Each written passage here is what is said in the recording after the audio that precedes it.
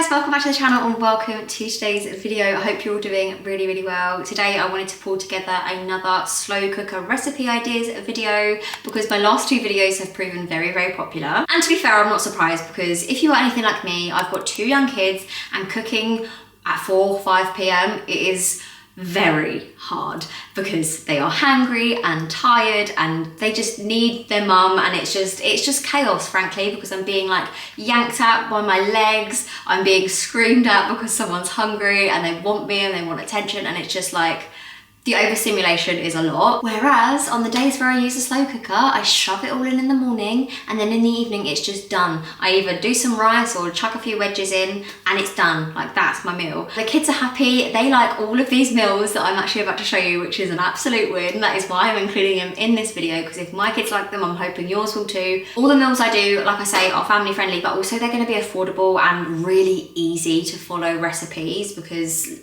again, we just need it to be simple here. We are in survival mode sometimes, and that's absolutely fine. Slow cooker meals can be easy, but they can also be healthy and they can also be really yummy. So let's get into it and show you some slow cooker recipes.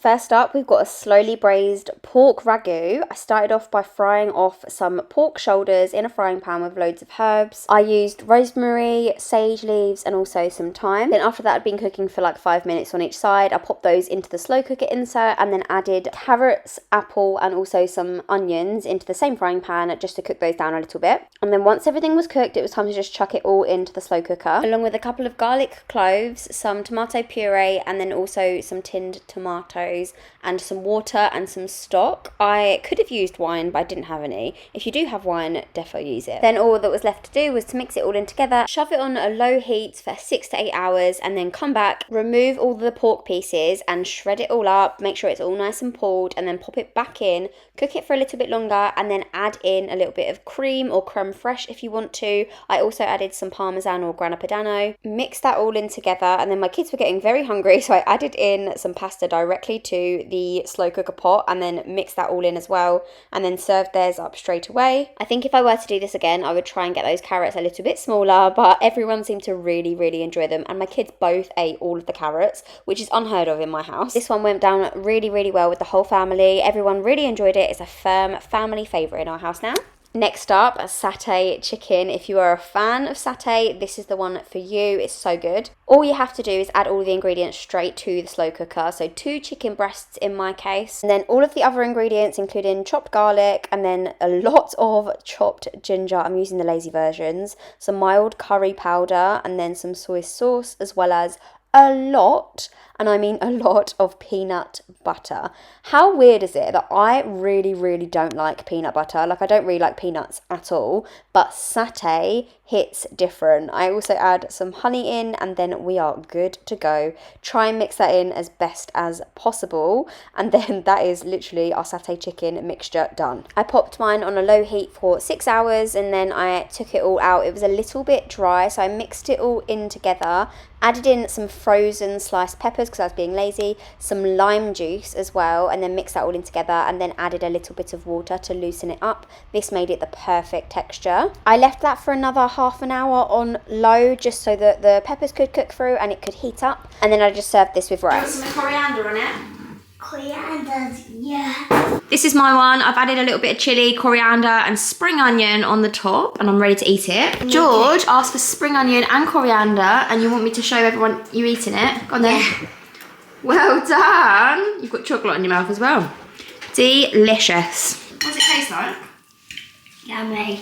Tastes like yummy. And then for the perfect fake away, we've got sweet and sour chicken. I chucked in a couple of chicken breasts again and some frozen white onions that were pre-chopped. Some tomato puree went straight in there as well as some soy sauce. Back with the lazy garlic and also the lazy chopped ginger. I love these two products because they're so easy to just chuck in. Some white wine vinegar also for this recipe, and back with the clear honey again. Some salt and pepper, and then it was time to add the juice from the tinned pineapple chunks. We're not adding the pineapple just just yet because we don't want that to cook too much. Popped that on for a low heat for 6 hours and then added in my mixed sliced peppers. These are becoming a staple in my house because they're so easy. Some light brown soft sugar and then also the pineapple chunks. Mix that all together and then pop that back on the heat for about half an hour just so everything heats through, and then it was time to serve. I just served it with some lime rice and some spring onions. We actually had so much of this. It served 2 adults and 2 children and we probably only used about half of it, so there was loads left over. I added sriracha and sriracha mayo to my toppings because I love a bit of spice, and then I popped all the leftovers into Tupperware, popped them in the freezer so we've got an easy fake away meal one day. And then finally this really easy creamy sausage ragu. This is one of my kids' favourite meals and it's so easy to make. I just start off by taking the sausage meat out of the sausages and frying them off on a frying pan. If you had a slow cooker that you could put the insert onto the hob, this would be a great way of doing it, but I've got an induction hob and my slow cooker insert doesn't work on here, so I use a frying pan. And then I just use the back of a wooden spoon to bash up all of the sausage meat to make it ground down, and then I just pour a few fennel seeds into this pestle mortar and then just make sure I bash them up as much as I possibly can until they're as fine as possible. Add them to the sausage meat along with a few chili flakes. I do these crushed chilies and I do add quite a few, but by the time it goes through the slow cooker and everything,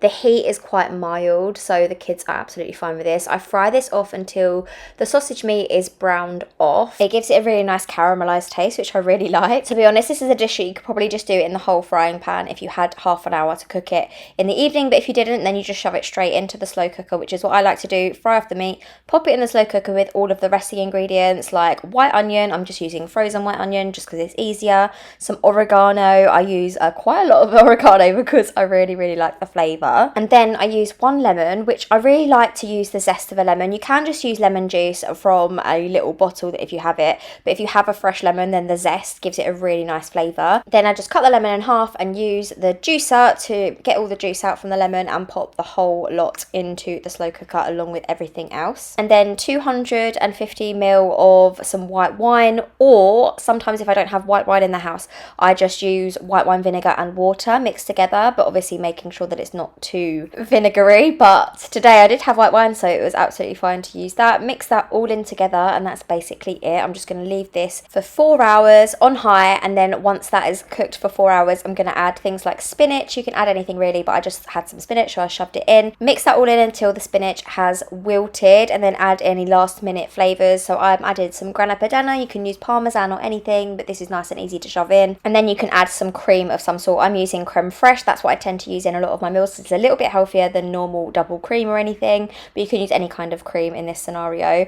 A couple of dollops of that and then add in some cooked pasta. Mix that all in together and you can see all that creamy goodness coat in the pasta. It's honestly so delicious. This is one of our favourite meals in this house. I added a couple of chili flakes onto mine and oh my goodness, this never fails to disappoint. I had this bowl for my lunch and it definitely didn't disappoint, as it never does, and then the kids will have this when they get back from nursery later today.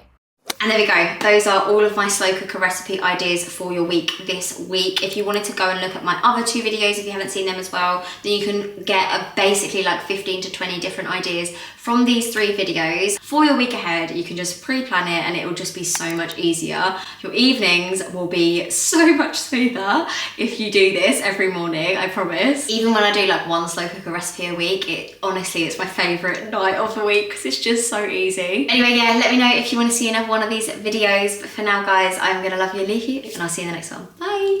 'Cause you glue all the pieces back together. Yeah, you take all my wrongs and make them better.